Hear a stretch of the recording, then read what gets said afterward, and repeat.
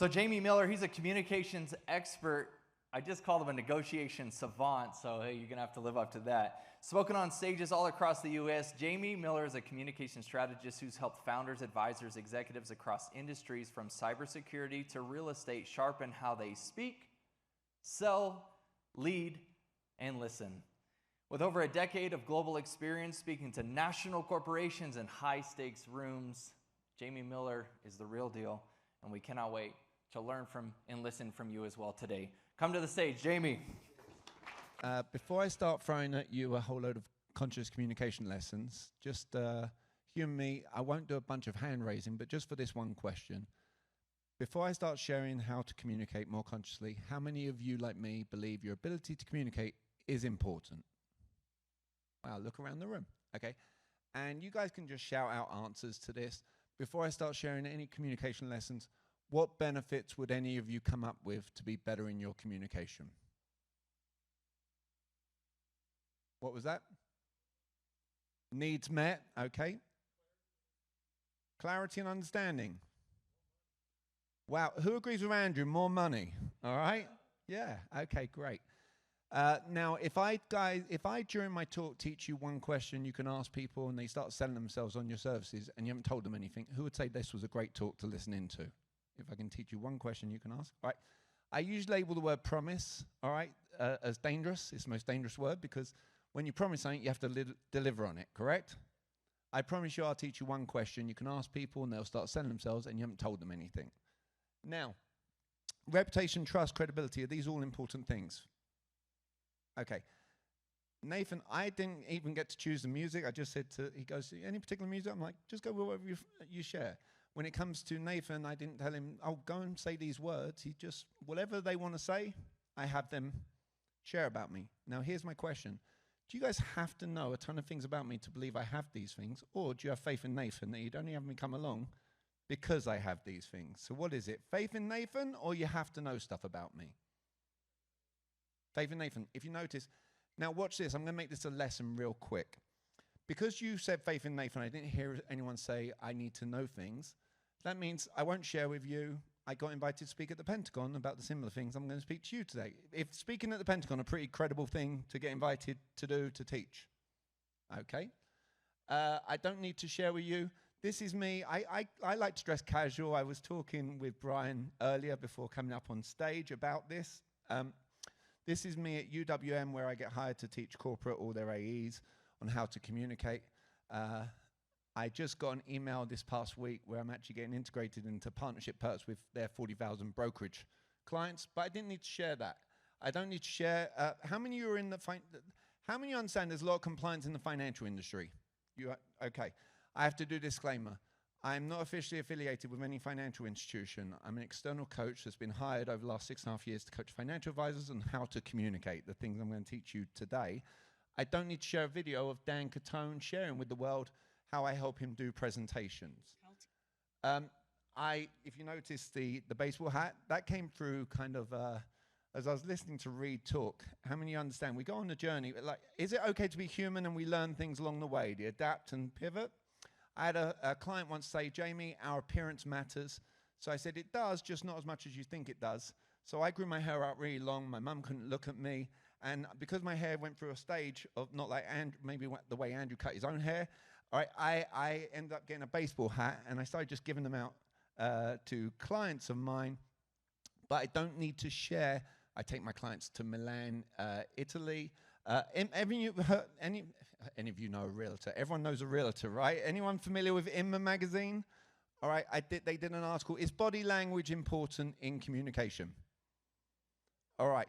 So watch this. Even Reed goes, nod of the head. I'm going to make you, I call it predictability. Everyone likes things in threes. First thing you want to do in a conversation is gather information. What's the only way we can gather information from somebody else? Ask questions. Second thing I call it is garnering understanding. Can we agree no one in the world likes to be sold something? Okay. So if you can get the person in front of you feel like, I'll be doing the same thing as them right now, they'll feel less sold. All right, and the third thing I call it predictability. You guys are going to laugh, all right? Body language, we said, is important. All right, you can literally get someone to nod their head if you go like this in front of them, all right, as you're talking to them. The only person who ruined it for us was Bill Clinton, because he goes, I did not have sex with that woman. I will absolutely cooperate with the authorities. If anyone ever says the words, I did not, and their head is doing this, they're lying right to your face, just for the record. All right. Now, I get to the first lesson. How many of you have actually had a speaker in front of you, and it wasn't Reed, thankfully? How many of you have ever seen one of those speakers where the first 20 minutes, all they do is talk about themselves and what makes them amazing, all right, and you haven't learned anything? Okay, I'd make it a point not to share anything about myself as much as possible, make myself irrelevant.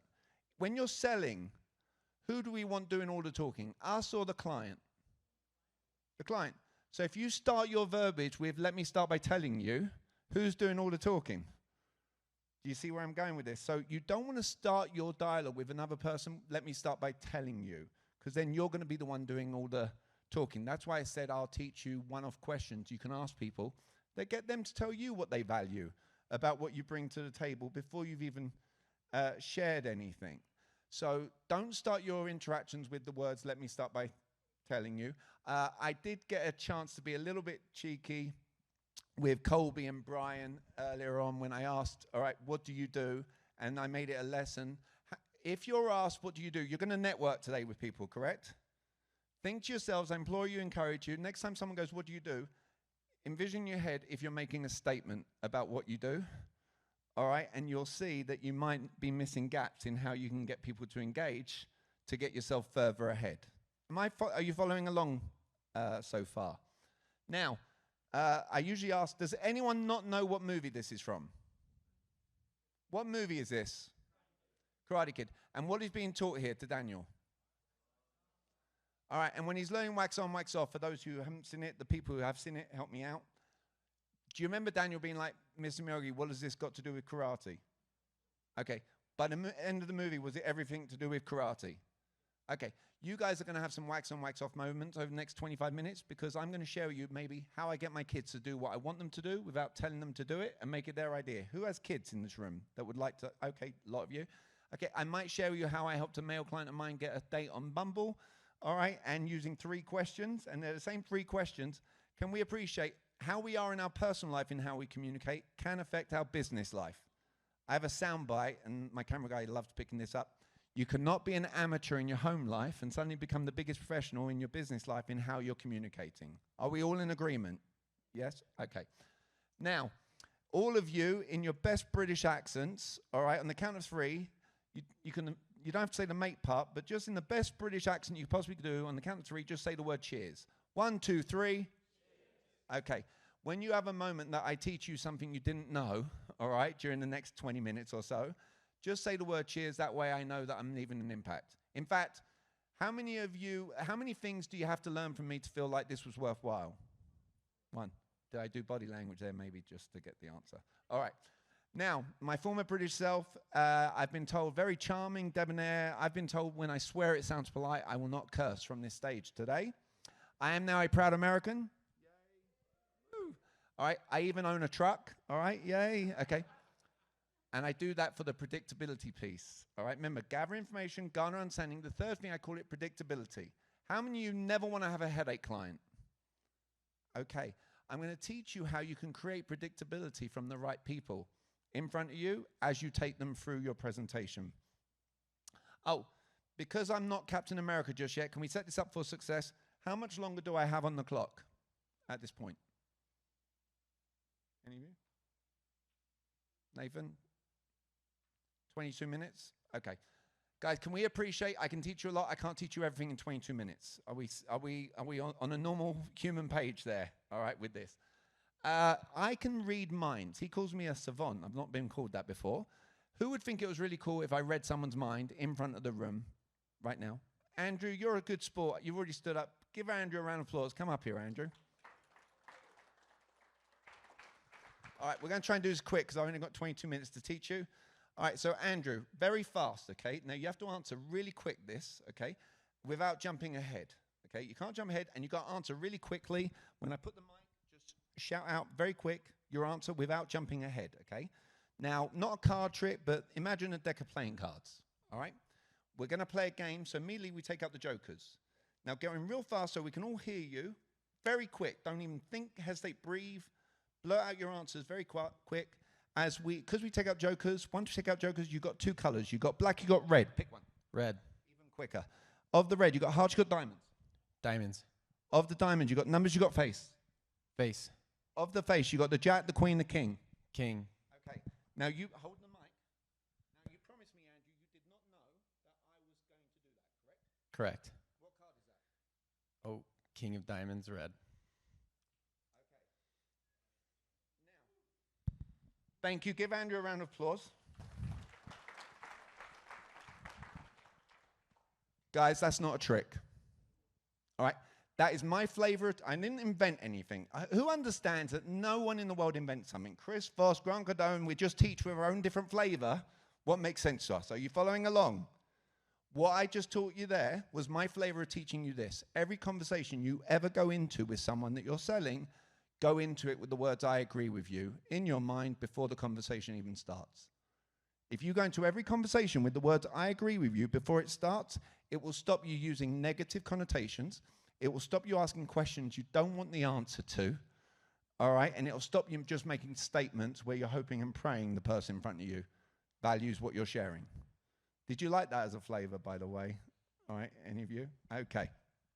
Now, I'm going to prove a point. All of you answer this just to prove, I can't do justice to this lesson, all right? All of you answer this. I promise you, I can make this promise. When you answer this, you'll see where this is really valid for you guys. How many of you do want to make more money? You want to sell more? Okay. Everyone answer this, just for effect. I get better at my ability to communicate. I get better at my ability to sell because I teach. I'm going to come along here today. I'm going to teach you guys a bunch of things today. Let's say I do indeed teach you something and you're like, oh, that was a cheers moment. Let's say you're like Nathan, you get your phone out, you take notes, or you're just taking notes in your notebooks on the table, attached to my name, whatever. All of you in a one-word answer. One-word answer, just repeat back to me. What is one thing that you all have to do to get better at something? Okay. Now, you didn't all answer, all right, but watch this, all right? And you can play the tape back, and I'm going to prove a point. Nathan has said in front of the room, active listening, correct? How many of you actually understand active listening is important if you're going to sell something? Okay, none of you are listening. I'll prove it. I clearly said the words, I get better at my ability to communicate, my ability to sell because I teach. I even stressed on the word teach. Who understands? I didn't invent the concept. Who gets better in life at things that they teach others people? Great. I didn't invent that concept. I'm proving a point to you guys of this. Your clients are not hearing the words that you are saying. They're hearing what they're programmed to hear. Have you ever had someone say to you, my biggest client today is Edward Jones, came from someone knocking on my front door. Here's the words he said to me. Excuse me, I'm not here to sell you something. If someone ever says the words, I'm not here to sell you, what do you hear them saying to you? Do you see where I'm going with this, guys? So a couple of tips. One is briefly summarize to the person in front of you what you heard them say. You'll elevate your chances. Or ask them, hey, can you briefly summarize what you just heard me say so I know we're on a good page? Who can clearly connect the dots, you'll get more business by doing that alone. Great. Now, how many of you understand? You do not need to develop a British accent as a result of anything I teach here. And there's no word for word. There is no script, okay? How many of you understand building rapport is critical in terms of communication? Okay. I could ask, but just for the purpose of time, I'm a clarity coach. Nathan wrote the word clarity. I'm not motivational. I teach you something that you like. You then like, oh, I can implement that immediately. Building rapport for me is people buy from people they feel the same as. In agreement? All right, they're more likely to buy from someone they feel the same as than someone different. Now, does anyone remember the first question that I asked that got every hand in this room raised? Good thing no one ever remembers it. Not word for word. So if I want to consciously make someone the same, and you can use the same 3 words, if you want to consciously make someone the same, subliminally, just use the words, you like me, in the form of a question.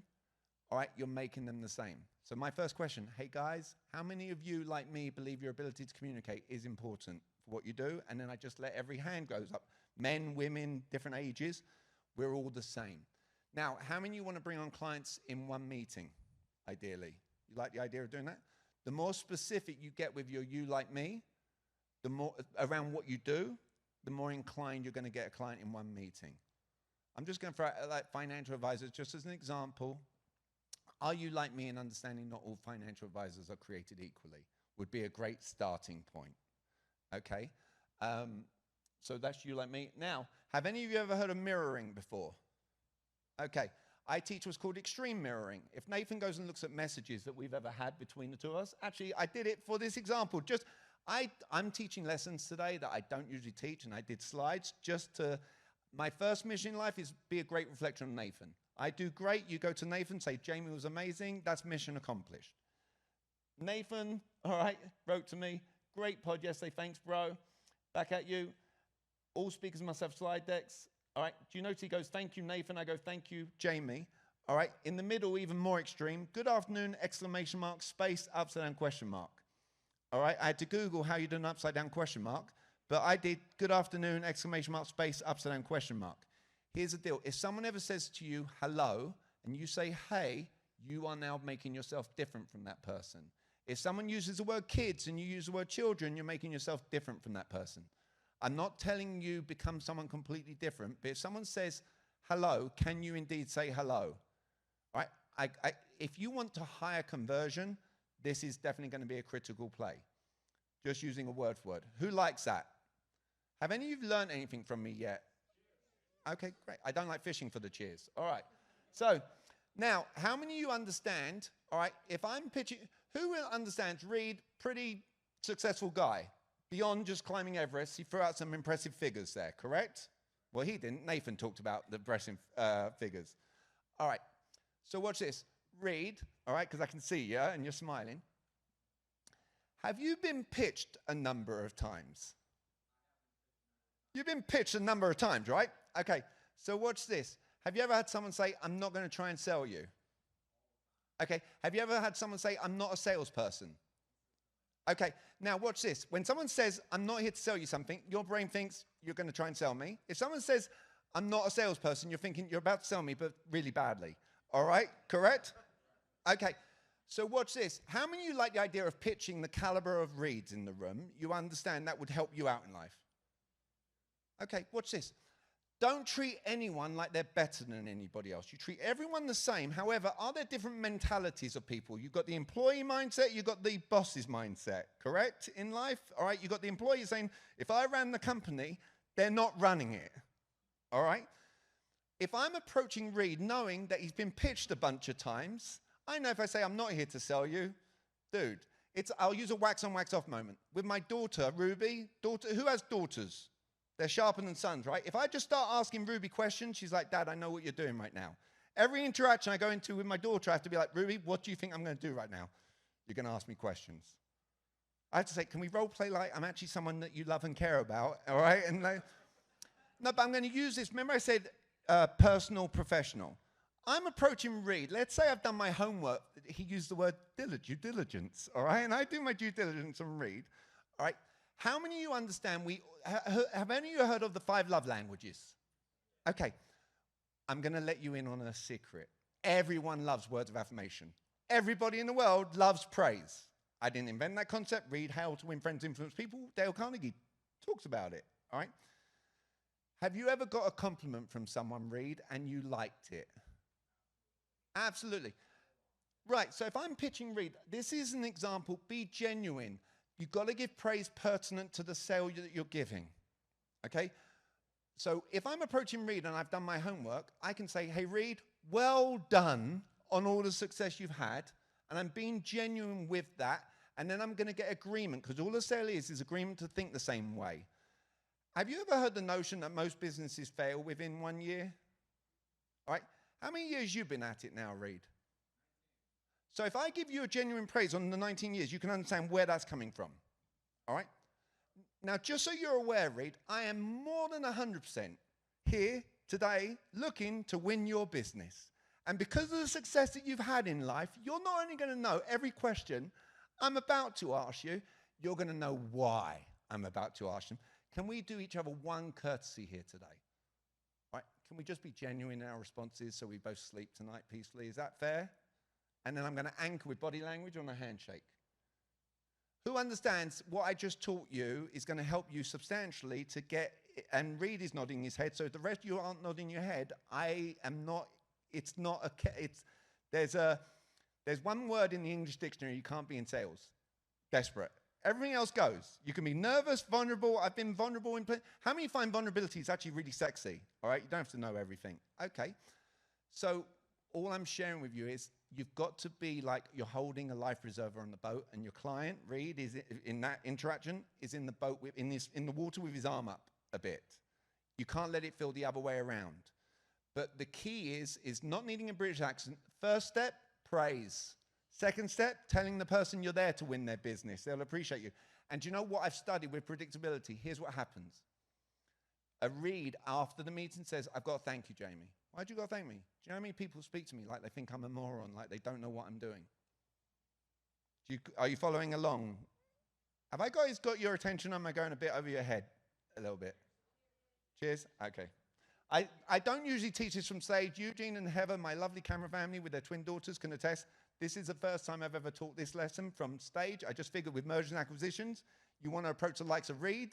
All right, that's the formula to do it. Bar stool. Who noticed I brought up a bar stool? Okay, watch this. Rapport build is making people the same, right? So if you're ever given a presentation, they're sat down, you're sat down. If I'm going to tell a really personal story about losing my dad to cancer, I'm going to sit down in a chair. Why? It puts me on a level with you. The second I stand up, do I become more authoritative and an expert in front of people? Okay. What's the word that you meant to say right now that you don't? Okay.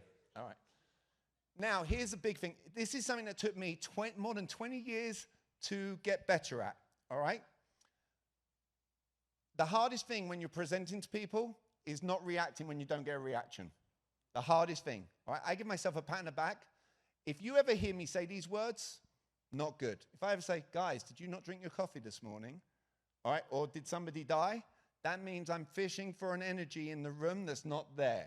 If you start fishing for an energy in a room that's not there, you now become offensive and selling.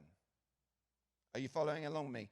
You're, in fact, when you're approaching, when I say a Reed, to build him up, when you're approaching someone really successful, instead of reacting and asking them, did you not drink your coffee? Just say, well done. Well done, you have to be successful. Right? I've come across the most successful people in the world, and they are poker faces. Who's following along that the most successful people you've ever come across are poker face? They're not showing emotion? It will lower the resistance of the person in front of you, just as an extra lesson for you. I've not seen any of your slides, but I promise you, and I'm sure Reed has seen this before too, I see financial advisors, people do not do things on logic, they do things on emotions, all right? I don't care who you think you're approaching, there's an emotional reason why someone makes an investment into something. If you've got slides with too many bullet points, if I'm talking about point number 1, you guys are reading point number 8 or 9. Or you're saying, you could have just emailed me this. Do you follow along with me? All right, a slide, by the way, when you're presenting, the slides are not for the room. The slides of the speaker, so I know what I'm going to talk about. Now I get to focus my attention on everyone in the room to see who's engaging with me. Are you following along in a lesson? Okay. Now, emotion logic. I didn't learn this until the last 4 years, so this is not something I was born and raised even with the British accent that makes me sound really intelligent. All right. If we know people do things on emotions logic, how they respond to us is going to tell a big tell for us, okay? If someone is logical, they're going to answer you very quickly with long words. Think of the word breath. If you're going hiking, all right, locally here, you get to the top, it's called breathtaking, right? You get to the top, it's a breathtaking. When you ask someone the feeling part, how you would feel as a result of achieving something, you want them to stutter or stumble in their words. That way you know you got into an emotional space. If you want, who wants to be able to ask for a lot of money, not leave 40% on the table, all right? When you do that, who notices I might be okay at listening to other people before I get up here and keeping things fresh? Who can understand that makes me feel like I'm not scripted? But who knows, I sent these slides to Lacey before September 20, whatever date was sent. All right, the slides are just like, your presentation can be your presentation. You don't want to come across as scripted. How do you do that? You keep things fresh by listening to the people that go before you and you get to now use that in your pitches to people. You're following along as a extra conscious lesson. You want people to stutter or stumble, and now you know you've got them to a more emotional space. You can ask for more money from that person because you've got them to an emotional space. Now, a lot of my clients, they hire me for this reason. How many of you get emails or send emails to people? All right, I haven't read them. Usually I'll say they're too long, all right? Read through your emails that you're sending people, and I'll make a bet with you. You don't have any questions in your emails, all right? And they're very long, and they're making a bunch of statements. How many of you, like me, do not like long emails from people, all right? And you're probably ending your emails with the words, I would like the opportunity. Brian and I were talking about this morning outside, all right? I'm going to teach you why to remove the words, I would like the opportunity, all right, from your vocab. Right, some of you are smiling because you already get it, it looks like, in connection. If you're sending an email, the only thing you're selling in an email is, can I get someone on a phone call? On the phone, you're only selling, can I get them in front of me, either virtually or in person. Just a quick tip, virtual sales is easier than in-person sales. Why? Because if I'm talking to Reed in his office, just as an example, and he's got a picture of him on the pinnacle of Mount Everest, I'm going to start my dialogue about that and get him. Am I going to get Reed a bit more emotional than me starting with, let me start by telling you everything I'm going to do for you. If I go, hey, Reed, what's the story with the picture there? Is he going to talk passionately about it? Right. Do you see where? And it's all consciously part of your sales process. People remember the way you leave them feeling. All right. You get them talking more. You're going to show them that you care more than others. All right. I haven't got detail. Consciously, if you want to integrate the words at least into your dialogue, all right? The words at least will help you substantially. Here's why. If I ask you all, do you have time later to speak with me? What do you think most people in the world will answer you on that? Do you have time? No. All right, now, the person who said no, let's say there's something I can't teach you in the next 2 minutes, and it will change your life when you learn it and help you get more, less, not have to sell 40% off and get way more money than you ever, would that at least be worth 10 minutes? Okay. I turn a no into a yes, just consciously using the words at least. The words at least, if you consciously use it, diminish the value of money and time of the person in front of you. Okay. All right. Now, I'm going to teach you NLP. How am I doing on time, Nathan? Because am I doing stuff with abundance? Am I doing good? I've got 8 minutes? Ah, wonderful. All right. Guys, is it okay to be human? All right. I've done many talks, but if I'm teaching you stuff, new stuff, and I'm looking to provide value, can I be human in terms of how I deliver that content? And I'm going to stick around the whole day. All right. So if any of you have questions, you can come and find me. All right. And I can give clarity. Now, have any of you ever seen the movie Focus with Will Smith, Margot Robbie? Anyone in this room seen that? Daniel, you've seen it. Sway, you've seen it. Am I okay at names? That might be a clue for you guys in a lesson too. All right, Sway, what was the number on the field of play that Will Smith bet the guy he was going to pick? 55. Okay, and I didn't pay you to say that, correct? Okay, 55. Help the rest of the room who has not seen that movie. Margot Robbie, after the game, goes, Will Smith, how on earth did you know he was going to pick the number 55?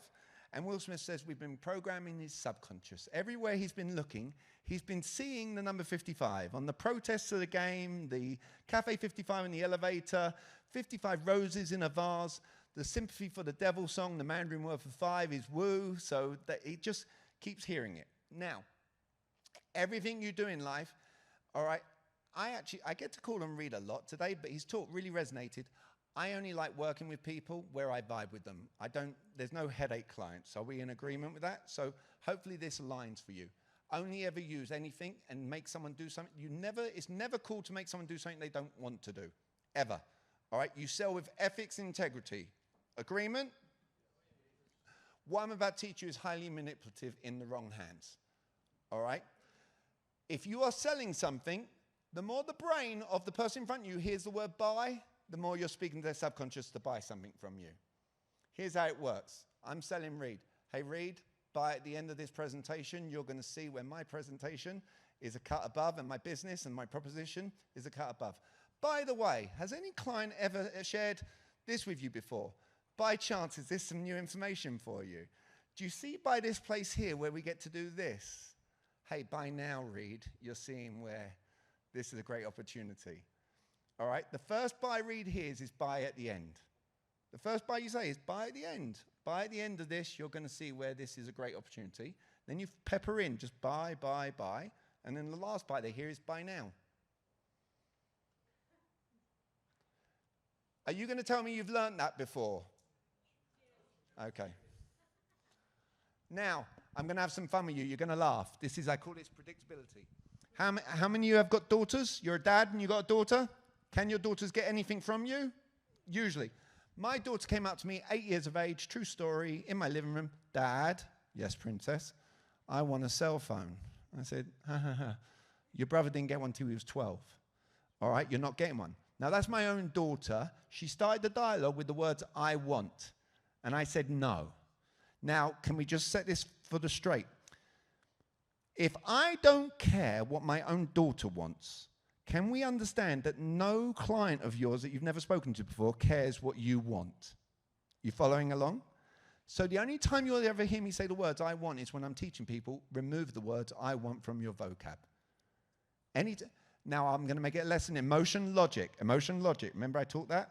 So imagine my daughter, which she's dangerous now and can do this, comes up to me and goes, Dad, do you care about my safety? Remember, the questions we ask to dictate the outcome are going to determine. And every sale you do has to make it feel like the other person's getting what they want first. Dad, do you care about my safety? If I go, yes, princess, what if she knows difference between logic and emotion? Instead of going, well, you should get me a cell phone, she goes, why do you care about my safety? Oh my God, princess, I'll kill some of my bare hands if they mess with you. What if she knows even more emotion? Dad, how would you feel to know my whereabouts? I'm safe at all times. What if I throw an objection at her? And I go, because there's no such thing as a lay down. You heard Reed share. Have you ever gone to this page and lost the mark? I just happen to teach objection handling when you get that kind of play. What if she goes, I go, you're not getting a cell phone. What if she knows to look at me? You'll laugh. And she looks at me like she's confused, like she's looking like a closed down Waffle House, like, you know, like really confused. And I'm like, and I go, what are you confused about? And she goes, well, there was this strange man and he was at the school and he was freaking me and my friends out the other day. Who clearly sees she's getting a cell phone? But she made it about me getting what I want first. Are you guys connecting the dots, by the way, for your own scenario? So remove the words I want.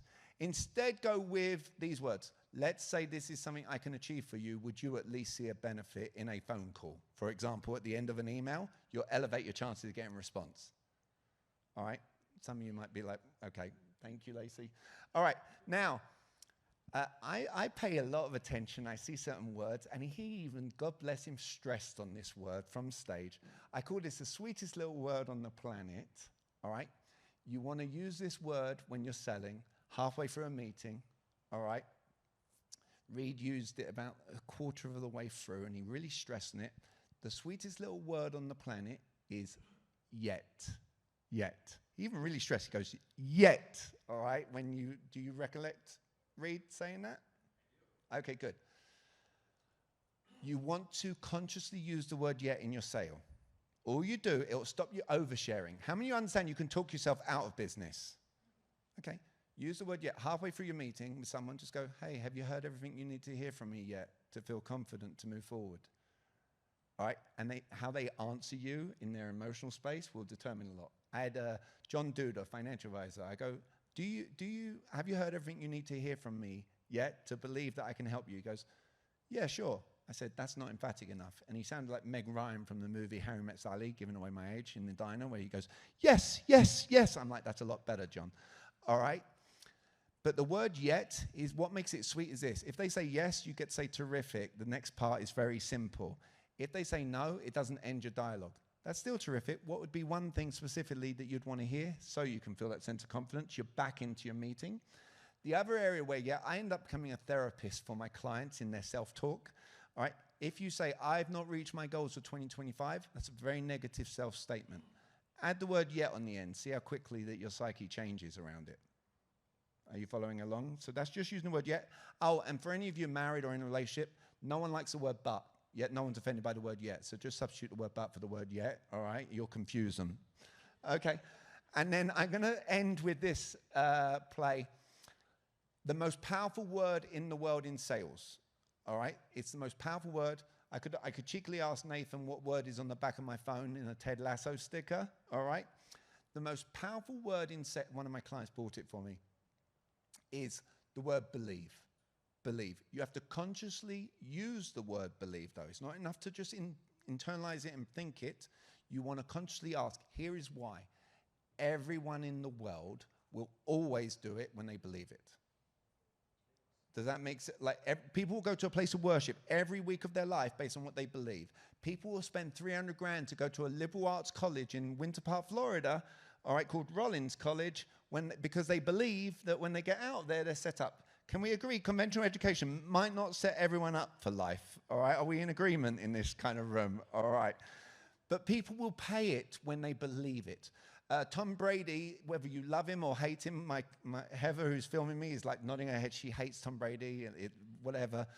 But I use this as a point that I haven't used before just to get her reaction, just so you're aware. In the game against Atlanta, were the Patriots down in a big way? Go and listen to the team talk and what he says afterwards, all right, and see if he uses the word believe, all right? And you might shock yourself in how powerful that word is. Are you following along with me? Okay. Now, because I am holding a life preserver in my mind as I ask this question, how many of you like me like genuine? All right? Only raise your hand if you're genuine. Who believes that if you had me in your life helping you, you would make more money and you would have better negotiations? Raise your hand, nice and high. Don't raise your hand just because you see Reed raise his hand, all right? Like, raise your hand. Okay. When I stick this QR code up, what is an action you guys should immediately take? I agree with you. Did you pick up on what I just did? Did I tell you to do something, or did I make it your idea to do it? Are you following along? Okay. Now, most importantly than anything, was I a good reflection on Nathan today? Great. That's all from my personal standpoint. How many of you value time? You understand time's number one commodity. Last year I worked 88 hours by design. There's a story called The Fisherman and the Entrepreneur. For those of you who want to know the Fisherman and the Entrepreneur story, I'll gladly share that later on today. Now my goal in life is people. Nathan is someone I met in Orem, Utah 3 years ago. He is a yes person. How many of you like to always remember where the seed gets planted and you want to be able to value? That's who Nathan is to me. I'm going to be here throughout the whole day for any questions or clarity that any of you guys need. And real quick, because I promised, the one question you want to ask people, and it doesn't matter what you're doing in life, I've helped guys, I'm not Hitch, but I've helped guys get dates using this question too. Say this, meet with some, before I share, what benefits did you come up with specifically for meeting with me today? Can people do research on you before they meet you? Okay. I promise you, if you start your meetings with these words, before I share what benefits did you come up with for meeting specifically with me, they will start selling themselves on you, and you'll find out that you had the business before you even walked into the door. Whereas if you start with, let me start by telling you everything, they're going to be like, I don't know what this person's on about, as a lesson. So there you go, guys. Cheers. Oh, sorry. You stay up here just for a second. Oh, okay. Yeah, so I'm actually going to have Jamie stay up here for about 4 or 5 minutes, and we're just going to give a quick little pulse of the audience as to what you've learned today, and then also maybe some feedback on how it's going to be applied to your specific circumstance. So let's do a raise of hands. Anyone taking any nuggets? Like you said, you wanted to create value from stage today for you guys today. So who has any feedback? There we go, right here. Sway. What'd you take from today? Actually, stand up. Make sure we all know what you do, who you are. Sway. I'm the CSO of an outsourcing company called HomeSourced. And are you like me and are going to start studying communications to better your sales, predictability in your businesses? Mm-hmm. There you are. So that's what you've learned. So he's showing he's a quick learner. I like it. What else? There's a lot of nuggets in there, guys. So this is called interactive listening as well. So Bronson, did you get anything? I saw you taking notes, and welcome. No, you. I know you do. But we do have a mic. She'll run it for you. I took a lot of notes, honestly. My name's Bronson Kafusi, everyone. I have a family office services business. But I probably like my favorite thing that you said is how communication in your personal life affects communication in your business life. And that's super powerful because you spend so much time communicating with your people at home. So it matters. And so for me, I mean, I'm always focused there first.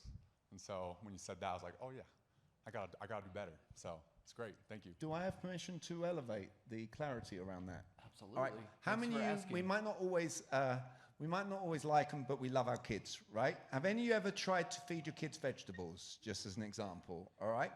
Now, think about this. If you're asking these caliber questions in your home life, you're asking them in your business life.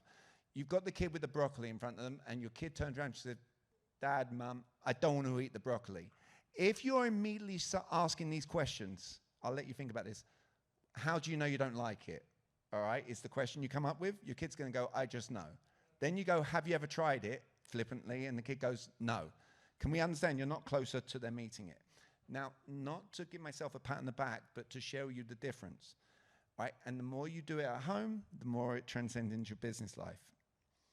My house, multiple choice. Again, I didn't get to teach everything. Is the best way to steer a conversation or overcome an objection, other than story time. My house, kids, do you think Daddy feeds you healthy because I do or don't care about you? And my kids go, because you care. Okay, well, what benefits would you come up with for trying the broccoli? And they go, I don't know. And then they won't listen to me, but they'll listen when I go, hey, Alexa, what are the benefits of eating broccoli? True story. Third party. Now, Alexa goes off on a tangent, and then I turn around to my daughter and understand this lesson. Everyone will do things on one thing. I drive a truck. True story. I drive a truck to feel like a man. That was the only reason I bought the truck. If someone goes on about the rims and all that stuff, I'm like, have you got a truck on the lot for less without those features and benefits? I'll let that register for you. Do not feature dump. A lot of companies feature dump in, I bring this and this and this. Well, you're not asking me if I value those things. I go, what was one thing Alexa shared that stood out for you, Ruby, positively? The thing about the brain, Dad. And I don't go with logic. Why is that important? Now, Ruby's going off on a tangent why she wants a good brain. I'm like, well, what are your thoughts now, Princess? I think I should at least try it. And I say, I agree with you. Can you see clearly there's two different conversations taking place? If your kids do something naughty and you say, what were you thinking? That is not the answer you're wanting. If you say, what would be an alternative? You'll have a much better outcome. You guys following? So just as a thank you for that. I guarantee there's more in the room. Yeah. Let's go right over here to Todd. Please stand up, boldly proclaim what it is you do and how you're going to help save and change the world.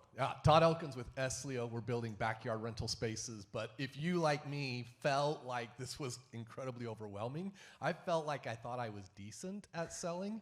But I felt like as I sat and listened here to Jamie, was like, you know what? There's a lot more intentionality to being good at selling than I thought there was. So certainly interested in looking at more from Jamie and how we can get trained better at selling. One of the other nuggets that I really took was kind of that barometer word yet. Using that word to determine, how am I doing? Are we there? Have you got the information you need? If not, what questions can I answer? So I love that word. I'm going to use that more frequently than I do. Fantastic. Love it. We'll go right over here to David McGill. Everybody knows what he does. Yeah, look at him. You're exercising. I love just mimicking the language. The extreme mirroring. Yeah, I think we tend to push our beliefs, our language onto people. That's powerful. I like that one. Thank you. Well, I think... Just so you know, again, we all have beliefs, right? My belief is when you do extreme mirroring, instead of closing 1 out of 10, you're 3 or 4, because subliminally the person's like, I don't know why this person seems to get me more than other people. Mm-hmm. Just because you're extreme mirroring the words. And with you guys, just so you're aware, and I'm sharing this with you, it's dangerous to assume, even though my daughter even knows what assume stands for. Am I accurate? You guys, when they say you're a cut above, not everyone's going to mergers and acquisition meetings in the world, correct? Can we understand? Not everyone's got 7 figures and things of that nature. A lot of people who go through college and they go through a PhD, they will talk to people in their terms, not layman terms. So you want to meet people where they're at as an extra clarity for that. Trying to talk above like you're smart and you've got these acronyms is not doing yourself any favors if the person in front of you isn't following along. Does that make it as a lesson? Thank you. Well, and I think it's usually a subconscious thing. We don't think about it. So I liked what you did to just say, if we think about it and we're having these conversations, make it purposeful, intentional. As extra, So if you're ever thank you. calling up someone you've never spoken to before, purposely wait for them to answer the phone first. One, they'll give you the correct pronunciation of their name. I even tee people up. I'm like, hi, it's Jamie. And they go, hey, is James there? I'm like, oh, you're really not paying attention. If you don't know someone's name, ask, hey, I've got your name as this. What do you like to go by? You're making it colder to warmer intentionally to them. The other thing is, instead of I'm calling you for this, just say we. I'm calling up David, and it's like, I've never spoken to him. Hey, it's David. Hey, David, rather than asking him, like, do you go by Dave or David? We have not had the privilege of speaking before. Immediately, I've eliminated more chances of him wanting to hang up on me, just by making I and you to a we. That's good. We'll Sorry. go with one Yeah. more. Obviously, Okay. we're going to go on and on and on. But you know what? We just teed up the perfect time for this group is the networking portion, which is literally right after this. So we're going to go right over there to Amy Johnson. Please explain what it is you're doing and how are you going to change the world? Yeah, thanks. No big deal. Amy with Y Street Capital, and we buy businesses and developments and land. My question is a lot of times when I'm talking with individuals, they know me, they always say, I appreciate how direct and quick you are for that. And so I'd love to, how do you capture the rapport part with keeping my trade of being direct and quick? Good question. Listen, I'm happily in a relationship, Amy, but I love you for asking this because I've got clients. I have female clients who are former military, so they say that they come across as very direct. And I'm here to tell you all, be yourselves. Any miscellaneous ingredients you bring to the table, I'm here to share. You can bring it. You don't need to change who you are, all right, or your personality. You've got to garner the understanding first. I talked about gathering information, garnering understanding, all right? You guys might have realized I asked you guys, is it okay to be human? I'm not telling you, I am human, I am this. I'm asking, is it okay to be it? There's a difference. So if my clients say I give them finesse, all right, the direct ones, all right? So instead of just being direct and being told that was right, hey, look, I can be one or two things. I can be gentle or direct. What would you like me to be? All right, and what does everyone in the world answer to that? Direct. All right, and then what you do is, look, I'm the kind of person, you've got something in your teeth, I'll tell you. Do you want me to be that person or do you want to walk around with something in your teeth? Okay, so I have your full blessing to share with you. If they say to you afterward, that was pretty direct, you get to say back consciously, did I actually ask for permission first? And they'll be like, I've got to be fair to you. You did. So there's a finesse of garnering understanding first. People have to care more about where you're coming from. One way I garner understanding with a room is I show the wax on, wax off. Here's why. If I talk about my kids and someone doesn't have kids and I'm trying to relate it, if I don't bring up the wax on, wax off, you're like, dude, this got nothing to do with me. If I share a slide where about online dating and you're married happily, you're going to be like, what has this got to do with me? I'm a financial advisor or whatever it is that you do. People will only understand where you're coming from if you preface first how you're going to be. My daughter, if I called her up, the golden rule of communication, ask permission first. Someone says, I think you're expensive. Don't just ask, why do you think that? Because you're not going to like their answer and you can't say, I agree with you. Hey, I get it. Is it okay if I share something with you very quickly? Now you've buffered your brain and you're giving yourself a chance to think of something. And then it's like, I'm going to come up with a multiple choice question here to steer this conversation so I can get to a place of agreement.